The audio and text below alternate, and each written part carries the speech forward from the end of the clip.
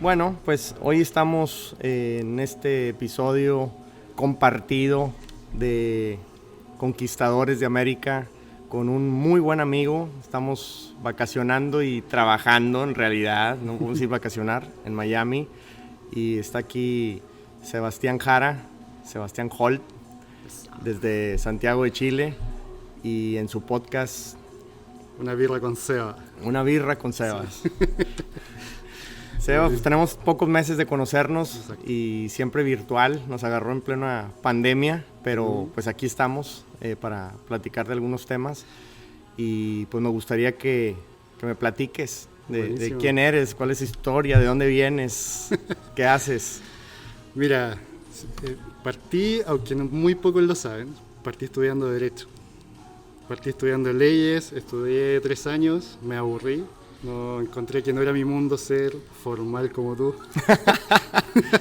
Y por eso te lo digo. No me gustan los trajes, no me gustan las camisas, me gusta más bien la playa, vivir la vida.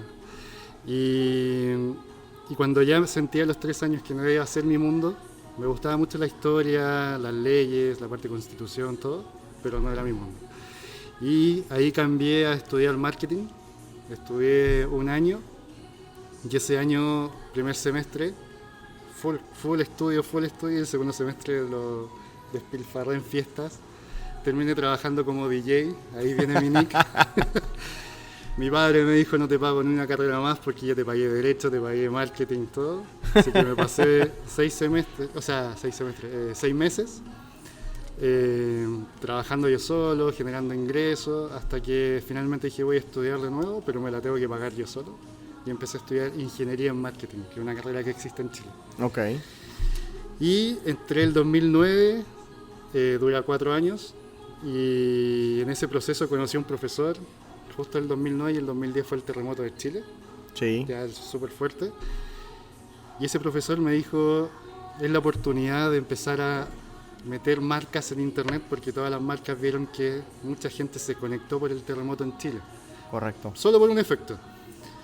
Cuando pasaban emergencias, la gente escuchaba la radio, porque obviamente no había internet, no había televisor, nada. Y la gente en el terremoto se dio cuenta que en Twitter la información estaba más rápido que la misma radio que te iba contando. Muy bien. La gente migró a Twitter. Entonces nosotros empezamos a ofrecer eso en el 2010. Hasta cierto punto en Twitter, pues más libre, ¿no? También el radio te platicaba lo que ellos querían o lo que el gobierno quería, ¿no? Me imagino. Justamente. Y empezamos el 2010, formé la agencia y empezamos a ofrecer servicios de marketing digital. La agencia se llama F5, por la tecla del computador. Claro. Que significa estar siempre actualizado. Muy bien, refresh.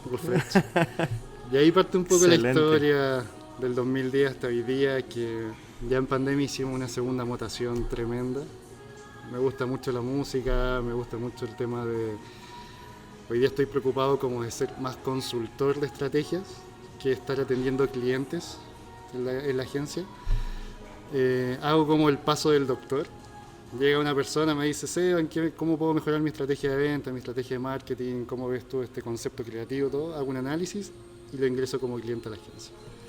Fíjate, volviendo un poquito a lo que decías, dejé la escuela. Te admiro porque tomaste la decisión y no muchos toman la decisión. El otro día yo escuchaba un podcast de otra persona en la que hablaba de esa decisión que tomamos muy jóvenes, de qué vas a estudiar y a qué te vas a dedicar toda tu vida. Y es complicadísimo porque como a los 17, 18 años vas a saber a qué te quieres dedicar toda tu vida. Muy difícil. Y lamentablemente creo que muchos no nos atrevemos a decir no quiero esto, ¿no? Entonces te admiro muchísimo eso, primero. Y segundo, creo que no estarás en desacuerdo conmigo, que se siente más cuando el logro de decir yo me pagué mi escuela. O sea, yo mismo trabajé, yo mismo me hice esto. Entonces, de cierta forma, te cambia el chip. Allá no me resuelve mis problemas papi o mami y ahora soy yo solo, ¿no?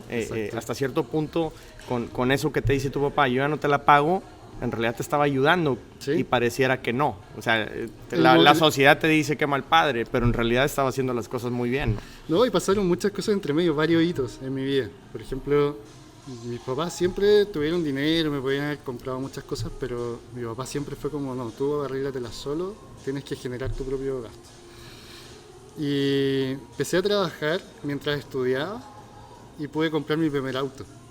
Y cuando llegué a la casa con mi primer auto, mi papá se enojó. Y se enojó porque me dijo, no se enojó por haberlo comprado, sino se enojó por no haberlo invitado a estar en ese primer paso. Uf, claro, Entonces, un éxito en tu vida.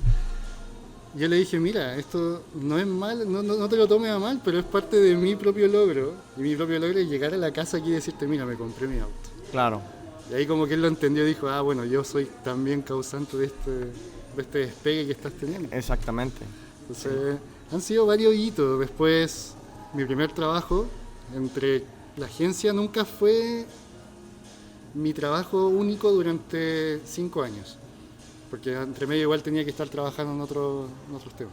Pero mi primer trabajo contratado, esta es una historia súper chistosa, yo asesoraba a un médico, un cirujano plástico, en su marca personal, en el 2012. Tú ya hablabas de marca personal 2012 y aquí andamos de novedosos ahorita, ¿no? En el 2012 yo ya le hacía una estrategia de marca personal en Twitter y en Facebook, como cirujano plástico a él, y él aumentó sus ventas mucho. Incluso salió en varias entrevistas en noticieros, varias cosas. Y al año siguiente, duré un año con él, donde me pagaba alrededor de $300 mensuales, yo con eso estaba feliz. Y al año siguiente me dice, quiero que trabajes en la clínica a cargo de la clínica. Yo me imaginé a cargo del marketing, de las ventas. No, la clínica.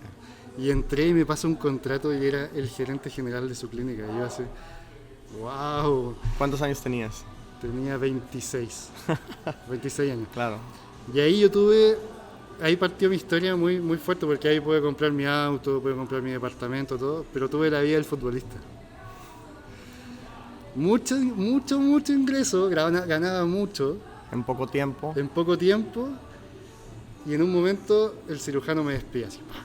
No más. Y mis deudas se fueron así, pero mis deudas se explotaron. O sea, sí.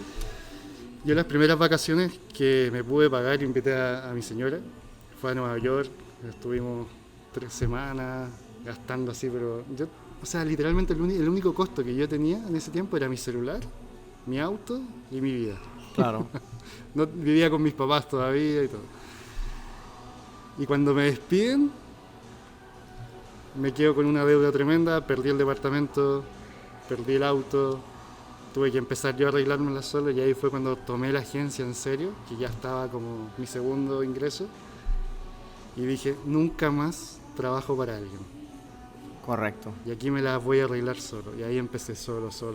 Entonces, pasé todo, o sea, incluso esa caída brutal que tuve, donde literalmente pasaron varios meses que yo no tuve ingreso, me dio cáncer de tiroides. O sea, fue toda una mezcla de... Claro. Ya tuve el cáncer, se mejoró todo y empecé a poco. Y me acuerdo que las primeras cosas que empecé a vender nuevamente fueron envíos de mailing con MailChimp. Sí. Y ahí empezó mi vida y empecé a ver el tema de Google, de Instagram, de las redes sociales, de todo esto hasta lo que llego acá. Increíble. ¿Y tú soñabas que te ibas a dedicar a esto? O sea, ¿alguna vez lo pensaste? No. El camino te va llevando, ¿no? Te va llevando y uno tiene que ir viendo las oportunidades. Eso es lo único que aprendí con todos estos años. Si uno no ve la oportunidad, o sea, estar nosotros hoy día conversando, gracias al Mastermind fue una oportunidad que yo vi y dije, ok, vamos a ver qué pasa. Tienes que tomar riesgos y hacer apuestas, ¿no? En la vida, en tu empleo, si eres empleado, en tu negocio, si tienes negocio, y tomas esos riesgos. Muchos no te salen, seguramente tienes muchos fracasos en la vida, errores, obstáculos que no podemos brincar, pero hay un aprendizaje, ¿no? Y entonces eso te va fortaleciendo para el futuro, ¿no? Y te va haciendo una mejor persona primero, y segundo, pues obvio, en el negocio te va yendo mejor, ¿no? Te ayuda mucho. Es definitivo, pero ese riesgo es importantísimo y hay muchos que no queremos tomar el riesgo, nos da miedo tomar el riesgo, ¿no? A mí me pasa que mientras más miedo me da ahora, cuando me proponen algo, mientras más miedo siento, más me voy a lanzar ahora. En serio. Eso he aprendido con todos estos 10 años que llevo, locura de negocio y un montón de cosas. Le digo a Vale, vamos, o sea... Estoy sintiendo tanto miedo en el estómago que digo que esto va a ser demasiado bueno. Sí. Y me lanzo. Sí. Quizá te pasa algo similar. Nosotros promoviendo productos latinoamericanos acá en Estados Unidos, de repente nos preguntan de algún producto que la industria está complicada, restringidísima, etcétera, y yo digo, si está difícil, ese es el que más me gusta. Porque el fácil vas a tener 84,000 competidores, Exacto. pero en el difícil, si te logras meter al pequeño círculo, la puedes reventar y se puede hacer algo bien interesante, ¿no? Y es cuando más impacto puedes tener incluso en las fábricas o en las empresas que estás ayudando. Exacto. Sí, no, está increíble. Entonces, siendo tú chileno, me interesa mucho que me digas qué piensan de Estados Unidos. Tú tienes una empresa allá. ¿En tu empresa alguna vez pensaste en Estados Unidos? No. ¿Te veías nada más en Chile? ¿Te ves cuál es tu expansión? Dices, si me salgo de Chile, ¿a dónde voy? Y si en esa ecuación o en esas posibilidades está este país, Estados Unidos. ¿Cómo piensas tú las cosas? Desde Chile se ve dos barreras. Uno es salir de Chile, cruzar la cordillera y llegar a vender a Argentina y a Latinoamérica. Esa es la primera barrera. Y Latinoamérica para nosotros llega hasta Colombia, porque ya Correcto. después viene Panamá, Nicaragua, y eso para nosotros ya es muy lejano. Centroamérica. ¿Ya? Ajá. Y ya entrar a Estados Unidos, primero hay que pasar por México. Por eso yo entré al Mastermind. Correcto. Pero ahí me equivoqué un poco, Sí. porque entré al Mastermind con la idea de, voy a conocer muchos empresarios mexicanos que me ayuden a entrar a México para luego entrar a Estados Unidos. Muy bien. Pero la mayoría de ustedes ya están en Estados Unidos y están como haciendo negocios con México. Bueno. Están al revés, entonces sí, me encontré algunos. una historia. Y claro, las empresas en Estados Unidos ven como referentes en temas de publicidad, en temas de estrategias de marketing, en temas de tecnología, pero muy lejano. Es lejano hacer negocios con Estados Unidos, pese a que hay tratados de libre comercio, pese a que hay un montón de cosas. Entonces yo hablo de eso. Obvio, el Tratado de Libre Comercio que más suena es el de México, Estados Unidos y Canadá, el de Norteamérica y que se acaba de renovar. Pero Chile tiene muchísimos años de tener Tratado de Libre Comercio con Norteamérica, Sí. básicamente. Colombia lo tiene y por ahí hay más países que tienen, Centroamérica todos tienen. Pero viendo estadísticas, a mí me preocupa que un país pequeñito como Vietnam exporta más que casi toda Sudamérica junta a Estados Unidos. Exacto. Y es cómo es posible, ¿no? Y estamos más cerca en Sudamérica que Vietnam. Y creo que las culturas pudieran ser hasta un poco más similares. Y obvio, hay mucho latinoamericano viviendo en Estados Unidos. Y digo, ¿qué pasa? Entonces, me interesa mucho aprender de personas como tú, que están allá. No necesariamente el caso de éxito americano en Estados Unidos, pero también la gente que está en Latinoamérica, ¿qué piensa? ¿Y por qué no buscamos esto? ¿Cuáles son esas barreras para saber si juntos, de alguna manera, podemos empezar a tumbar una que otra para tratar de abrir una brecha y empezar a penetrar más este gran mercado? Yo creo que la primera barrera, la que uno psicológicamente le pasa, es el idioma. ¿Ya? Y algo que me ha pasado a mí.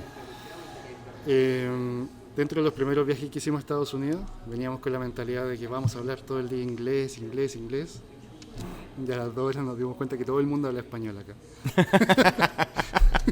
Bueno, ya somos muchos. Son demasiado. Estoy hablando hace 5 años atrás, 4 Claro. años atrás. Y hoy día me sigue pasando. Seguimos viajando, seguimos conociendo otras ciudades. Ayer me enteré que Houston hay muchas personas que hablan español. Y para mí ir a Houston, donde estás viviendo tú, Sí. yo me imagino una ciudad llena de gringos. Poco a poco se ha ido volviendo una ciudad muy, muy hispana, como Muy nos dicen hispana. acá. Se habla mucho español. Houston en particular es la ciudad más diversa del país. Ya. Es donde más idiomas se habla en el país. Y bueno, platicando de ese tema del idioma, y te decía, en Houston definitivamente se habla muchos idiomas, es la ciudad más diversa del país, etcétera. Pero sí, definitivamente se habla mucho, sí se sigue hablando, obvio, muchísimo español, pero sí somos muchísimos latinos, ¿no? Los Pero que no te estamos limita allá. el negocio, ¿no? No. De hecho, uno de nuestros negocios, el primero que abrimos en Houston, el 90% del tiempo con empleados y clientes se habla en español. ¿Ves?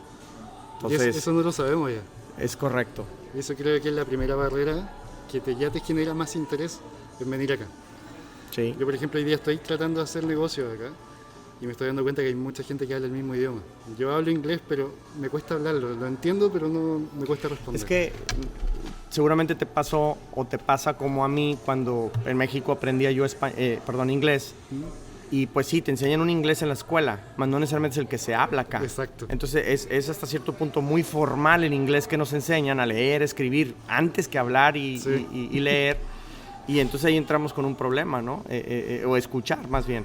Entonces, cuando vienes acá no entiendes. Y empiezas como si un americano fuera, aprende español aquí con mexicanos y va a Chile, va a haber cosas que no va a entender nunca. Si yo no te entiendo en algunas frases que quizás ustedes tengan, es complicado, ¿no? Es complicado. Entonces, creo que es lo mismo para ustedes. Bueno, y en la agencia tú atiendes muchos clientes y no todo el mundo está necesariamente haciendo una marca personal. Hay quizá gente que quiere vender bienes y productos, otros que hacen servicios.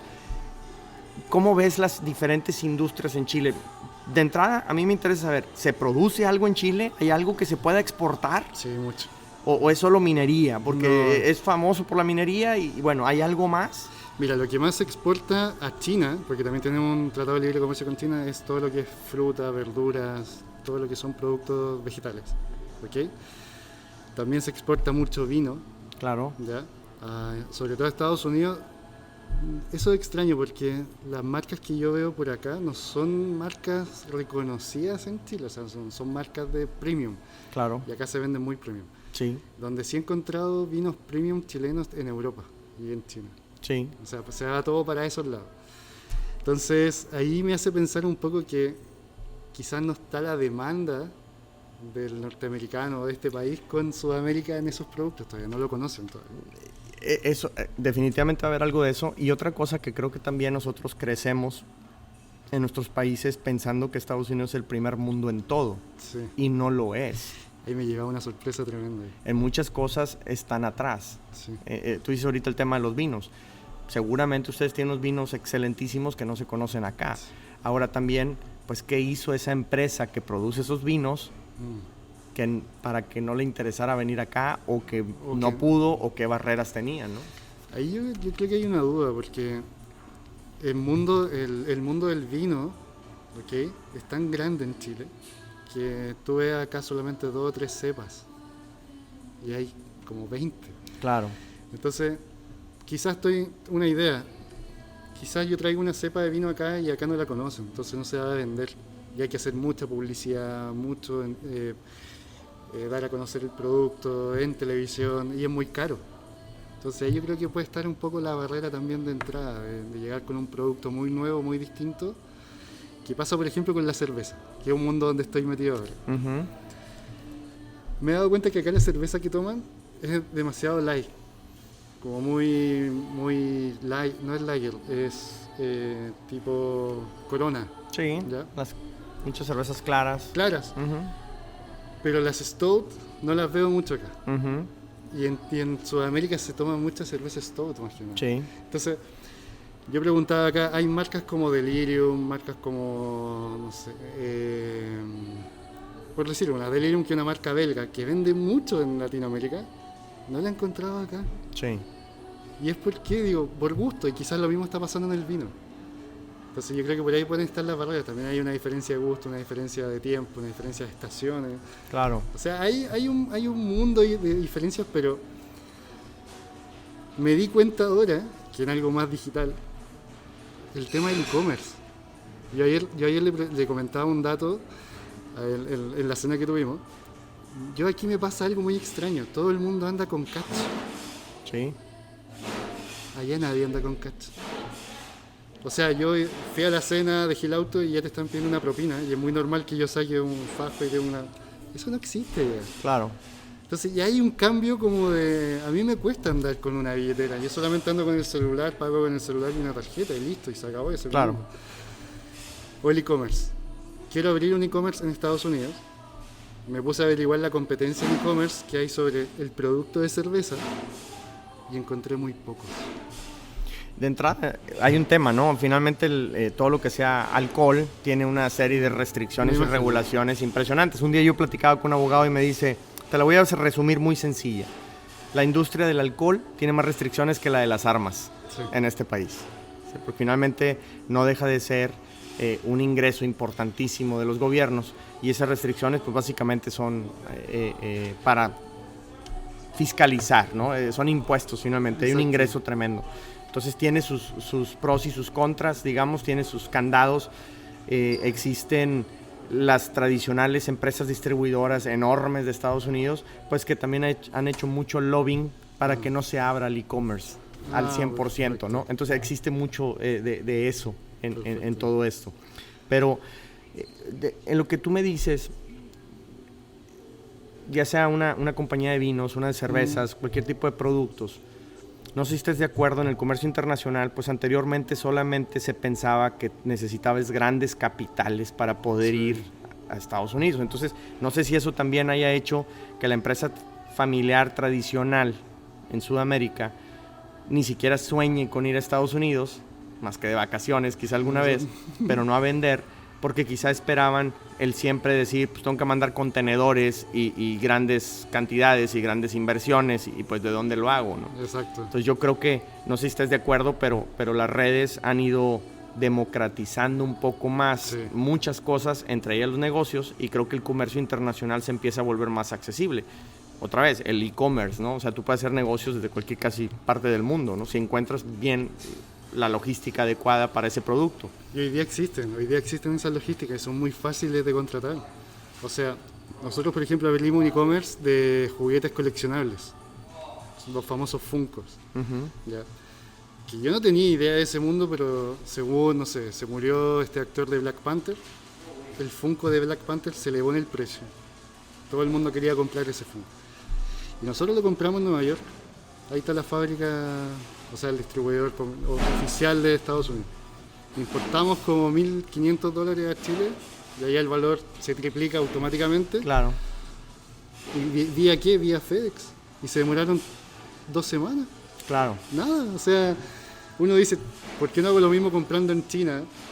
Lo vendo en Europa y se democratizó todo esto. O sea, cualquiera podría partir de la casa. Correctamente. Y sin ningún problema.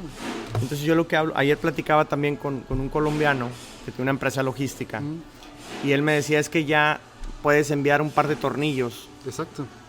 De un país a otro y ok, sí va a salir caro por el costo del tornillo, pero te da la oportunidad por lo menos de enviarlos y de empezar a experimentar. Entonces, ¿qué preferirías? ¿Enviar un contenedor de $50,000 a riesgo en el que no sabes igual cómo te va a ir para tratar de ser muy eficiente en tu costo logístico en ese primer embarque, o mandar una cajita con $500 y ver si te va a funcionar o no el negocio, aunque salgas perdiendo en esos primeros, pero aquí arriesgas solo 500 y allá arriesgas quizás 50,000? Entonces, ¿a dónde quieres ir, no? Se pueden hacer muchas pruebas de eso. Y hoy día nosotros hemos estado probando mucho en temas de e-commerce. Una oportunidad que se nos dio en la pandemia fue eso, fue que en la agencia entramos en cuarentena, en Chile, en todo. Tenemos clientes de toda Latinoamérica ya. Pero al momento llegó la pandemia, llegó todo, muchos clientes se asustaron y cortaron los contratos de servicios de marketing y todo. Es lo primero que uno como empresa corta. Vale. Y cuando tú piensas un negocio, siempre los primeros pasos que vas a decir, necesito que alguien me haga la página web, necesito que alguien me haga la campaña y necesito que alguien me haga los diseños. Si es que no lo haces tú mismo. Claro. Y yo dije eso, ¿por qué no aprovechamos que tengo una agencia que ya hace todo eso y voy a crear negocios nuevos? Y empezamos a crear mucho e-commerce y nos dimos cuenta de lo que tú me estás comentando ahora. Puedo vender en Estados Unidos, puedo vender en Europa, puedo vender desde Santiago. Y ni siquiera tengo que tener el producto en Santiago. Puedo hacer dropshipping o puedo hacer un invento de dropshipping como nuestro amigo Armando. Sí. Entonces, hay muchas ideas que si uno se pone en otro modo de visión, ve un montón de oportunidades. O sea, el mundo digital te da esa oportunidad de estar hablando nosotros todos acá hoy día sentados, de mañana estar cerrando un negocio quizás en Europa. Y ahí es cuando uno dice, prefiero estar conversando con gente que tenga la experiencia, que me pueda ayudar, como tú por ejemplo, que hablas mucho del tema de voy a llevar a personas a abrir un negocio en Estados Unidos. Eso es lo que tienes que empezar a transmitir para Latinoamérica. Claro. Para botar esas barreras de idioma, que ya estás botando una que nos dices, todos los negocios que he hecho, los primeros negocios que hice, el 90% de español, y eso ya te bate una barrera tremenda. Sí, o sea, somos cerca del 20% de la población ya de habla hispana en Estados Unidos. Definitivamente me interesa que tratemos de atacar el 100%, ¿no? Y hay que también hablar inglés, ¿no? No nos cerremos puerta nosotros solos, pero de inicio pues hay un mercado bien interesante que se puede explotar. Y peor aún, que tiene un poder adquisitivo enorme en comparación de nuestros países, ¿no? O sea, creo que esos latinos que estamos aquí, económicamente hablando, valemos muchísimo más que países enteros en Latinoamérica, ¿no? Entonces, la oportunidad es enorme, ¿no? Exactamente. Entonces, aquí lo interesante es ver de qué manera, Sebastián, pudiéramos trabajar en eso, en esas experimentaciones de esos pequeños o más medianos productores que tradicionalmente no vienen acá por ese miedo o por esas barreras históricas que hemos tenido, pero que gradualmente la tecnología está derribando, pero falta el mental, ¿no? O sea, intentémoslo, déjame, te doy el camino, cómo lo podemos hacer, de qué manera podemos experimentar, etcétera, ¿no? Porque creo que el potencial es enorme. A mí me ocupa mucho, no quiero decir preocupa, me ocupa mucho. Sueño mucho con que podamos traer más empresas, porque creo que de cierta manera podemos lograr un sueño, pero no quiero buscar el sueño americano, porque creo que ese es egoísta y envidioso, es nada más para mí y consumismo, yo. Creo que podemos ser uno latinoamericano, me refiero a traer esos productos, penetrar este mercado, darles un buen servicio, una buena oferta, pero a la vez crear empleos, crear educación, exacto, llevar divisas a nuestros países, y creo que juntos nos podemos levantar todos, ¿no? No nada más uno u otro. 100% de acuerdo. Creo que hay muchísimo que hacer y las oportunidades son muy grandes. Me duele que digamos, tenemos tratado de libre comercio. China no tiene tratado de libre comercio con Estados Unidos. Están peleando y le están mandando más mercancía que nunca en la vida. O sea, pareciera que esa guerra comercial les dio combustible para venderle más que nunca en la vida. Es como que si el tratado en verdad no fuera un papel, ¿no? Claro, o sea, es increíble, ¿no? Entonces, México tiene la historia de sí, es el segundo socio comercial de Estados Unidos, etcétera, pero ¿quién lo utiliza? Sí. Las grandes compañías solamente, la pequeña y mediana empresa, ¿dónde estamos? Entonces, no lo sabemos utilizar y tampoco queremos saber cómo hacerlo. De ello creo que es lo principal. Hoy día yo me interesa conocer ese mundo, me interesa saber cómo aprovechar esos caminos. Y por eso me metí en estos cursos, quiero aprender de todos, quiero ver cómo lo hacen, de qué hablan. Y esa es la primera barrera que uno tiene que romper. Si no tienes ganas de llegar a un punto, nadie te va a empujar. Claro. Nadie te va a empujar. Y eso es lo más importante de todo. Sí, tenemos que salir de un área de confort, sí, ¿no? Y dejarnos de excusas. Ahorita, el otro día estaba hablando, estamos en principios de diciembre, y te aseguro que nadie se acuerda cuáles eran sus metas a principios de año. No. Y entonces, y si te llegas a acordar, lo que sí vas a recordar perfectamente, pues son todas las excusas que podemos decir. Y en este caso, pues tenemos la pandemia y le podemos culpar a la pandemia mil cosas. Tú arrancaste un montón de operaciones nuevas a raíz de la pandemia que quizá no las hubieras arrancado si no pasa. Jamás. Y de igual forma a mí me está sucediendo, ¿no? Entonces, tenemos incluso empresas que están creciendo muchísimo, gracias a Dios, gracias al trabajo que hemos hecho por muchos años, y porque también la pandemia dijo, o lo haces, ¿no? Es matar o morir, ¿no? ¿Cómo resumes tú la etapa de principios de año, cuando tú dices esas metas de principio de año, a hoy día que estamos a 5 de diciembre? Yo tengo un resumen de toda esa etapa, y tú lo acabas de decir en tu frase. Yo siento que lo único que hice fue salir de mi zona de confort. Yo resumo todo este año, el 2020, no quiero volver a esa zona. En el momento que me empiezo a sentir cómodo es como que algo tengo que botar y... Claro. Así yo resumo ese año, no sé cómo tú lo resumes. Hay una palabra que a mí me marcó, principios de marzo, cuando empieza todo este rollo. Estuvimos en una mentoría, leí un libro que se llama Antifrágil, y la palabra me taladró el cerebro. Dije, ¿cómo puedo ser yo antifrágil? ¿Qué es lo correcto, lo contrario a frágil? Que cada vez que te den un golpe te hagas más fuerte. Dije, ¿cómo le voy a hacer para que cada vez que me den un golpe me haga más fuerte? Que tengo que mejorar en todo, ¿no? Yo en lo particular me puse a estudiar muchísimo, he leído más libros que nunca en mi vida. este Somos año, dos. a partir de la pandemia para acá. Nunca había rezado tanto en mi vida. Wow. Te lo digo honestamente, y son cosas muy privadas que no me gusta decir, pero así es, y me ha ayudado. Empecé mucho ejercicio, bajé mucho de peso, y en el negocio dije, voy a intentar lo que no he intentado. Y planes o sueños que tenía de 10, 15 años atrás, lo estamos haciendo ahorita, en este detalle. Y a título personal, pues este podcast en particular, pues es eso, ¿no? Es salir de la zona de confort, el expresarte, el platicar, el salir en una cámara, en Instagram, lo que sea. Dije, voy a romper con todo, no me puedo quedar con nada, porque finalmente no sabemos si mañana vamos a estar aquí o no. Exacto. Y me interesa o me preocupa, ahí sí, muchísimo, que si un día me muero, alguien se acuerde de mí. Trascender, dejar un legado. Esa palabra trascender me tiene desde hace muchos años así, ¿no? Entonces, creo que ya no es tan importante en lo particular, en mi persona, un tema económico para que seas una persona exitosa. Yo creo que una persona exitosa es la que trasciende.